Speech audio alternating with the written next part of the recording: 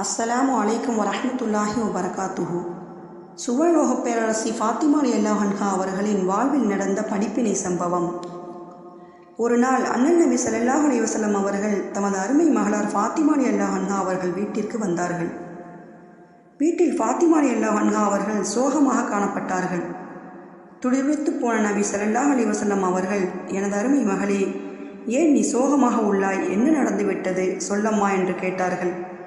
கண்களில் கண்ணீர் வெடித்தவர்களாக, எனது அருமை தந்தையே, நாங்கள் சாப்பிட்டு 3 நாட்கள் ஆகிவிட்டது. உண்ண வீட்டில் எந்த உணவும் கிடையாது. உங்கள் அருமை பேரக்குழந்தைகளான ஹசன் அலி, ஹுசைன் அலியை பாருங்கள். பசியால் துடிதுடித்து போய் மயக்கமுற்று கிடக்கிறார்கள் என்று சொன்னார்கள். கண்கலங்கிய கருணை நபி ஸல்லல்லாஹு அலைஹி வஸல்லம் அவர்கள் தனது மகளார் குடும்பத்திற்கு உணவு கொண்டு வர உடனே வெளியே சென்றார்கள்.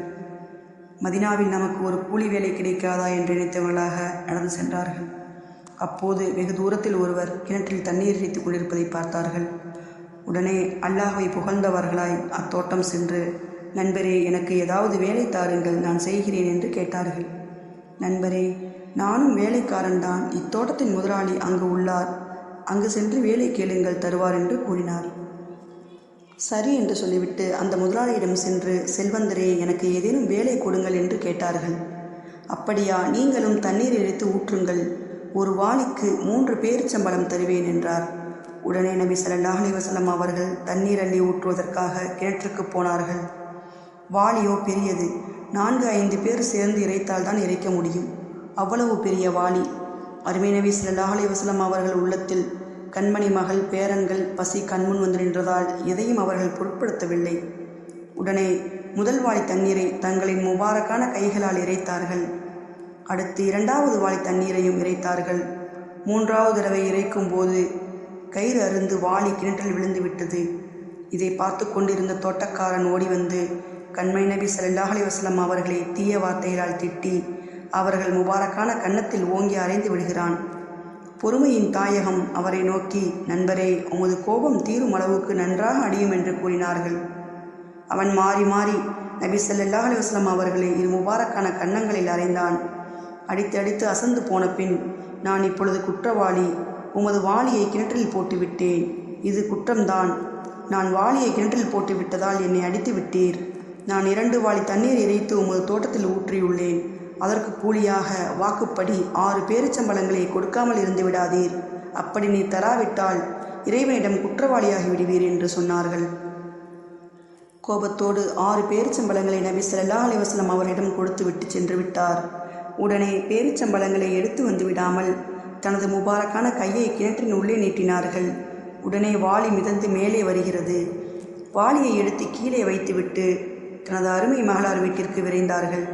அருமை பேரர்களுக்கு ஊட்டிவிட்டு மகளுக்கும் கொடுக்கிறார்கள். சிறிது நேரம் கழித்து தோட்டக்காரர் மீண்டும் தோட்டம் வந்து பார்த்தார். வாளி கிணற்று பக்கத்தில் இருந்தது. ஆச்சரியமடைந்தார். அப்போது அங்கு வந்த ஒருவர், நண்பரே, நீர் அடித்தீரே, அவர்கள் சாதாரணமானவர் அல்ல. அவர் ஒரு நபி. பெயர் முஹம்மது ஸல்லல்லாஹு அலைஹி வஸல்லம் அவர்கள், தெரியுமா என்றார். கை சேதப்பட்ட அவர் முஹம்மது நபி என்று மக்கள் புகழ்ந்து சொல்கிறார்களே, அவர்களா இவர்கள் என்று அழுது கொண்டு உடனே வீட்டு உள்ளே சென்று வாளை எடுத்து, எந்த கை அந்த கருணை நபியை அடித்ததோ அந்த கை இனி என் உடலில் இருப்பதற்கு தகுதி இல்லை என கூறி கையை வெட்டி கொண்டார். இரத்தம் சொட்ட சொட்ட அழுதவராக கண்மணி நபி ஸல்லல்லாஹு அலைஹி வஸல்லம் அவர்களை தேடி விசாரித்து கொண்டு ஃபாத்திமா ரலியல்லாஹு அன்ஹா அவர்கள் வீட்டிற்கு வந்தார். அழுது கொண்டே கதவை தட்டினார். ஃபாத்திமா ரலியல்லாஹு அன்ஹா அவர்கள் கதவை திறந்தார்கள். அவரின் நிலைமையை பார்த்து அதிர்ச்சி அடைந்தவர்களாக நபி ஸல்லல்லாஹு அலைஹி வஸல்லம் அவரிடம் வந்து சொன்னார்கள். பதறிப்போன நபி ஸல்லல்லாஹு அலைஹி வஸல்லம் அவர்கள் உடனே வெளியே வந்தார்கள். யா ரசூலல்லாஹ், என்னை மன்னித்து விடுங்கள். நான் உங்களை கடுமையாக அடித்து துன்பம் கொடுத்து விட்டேன். அதனால் கையை வெட்டி கொண்டேன். என்னை மன்னித்து விடுங்கள் என்று அழுதார். கருணையே உருவான ஹாத்தமுன் நபி ஸல்லல்லாஹு அலைஹி வஸல்லம் அவர்கள், சரி நண்பரே, உங்களை மன்னித்து விட்டேன். இறைவன் உங்கள் மீது தனது அருளை பொழியட்டும் என்று கூறி அவர் கொண்டு வந்த வெட்டப்பட்ட கையை வாங்கி தங்களின் முபாரக்கான உமிழ்நீரை எடுத்து வெட்டப்பட்ட கையில் தடவிவிட்டார்கள். சுபஹானல்லாஹ், மீண்டும் அந்த கை முன்பு போல் ஆகிவிட்டது. உடனே கலிமா சொல்லி நபி ஸல்லல்லாஹு அலைஹி வஸல்லம் அவர்கள் கையை பிடித்து இஸ்லாத்தை தழுவினார். இச்சம்பவத்தின் மூலம் நாம் அறிந்து கொள்ள வேண்டிய படிப்பினை, தனது 6 மகளுக்காக, அருமை பேரர்களுக்காக எத்துணை துன்பங்களை நபி ஸல்லல்லாஹு அலைஹி வஸல்லம் அவர்கள் பொறுத்து கொண்டார்கள் பாருங்கள். மேலும் உழைப்பின் மேன்மையையும் உணர்த்தியுள்ளார்கள். தவறுக்கு தண்டனை பெற்றுக்கொள்ளத்தான் வேண்டும் என்ற அருமையான வழியையும் காட்டியுள்ளார்கள். இவைகள் எல்லாம் நமக்கு பெரும் படிப்பினையாகும்.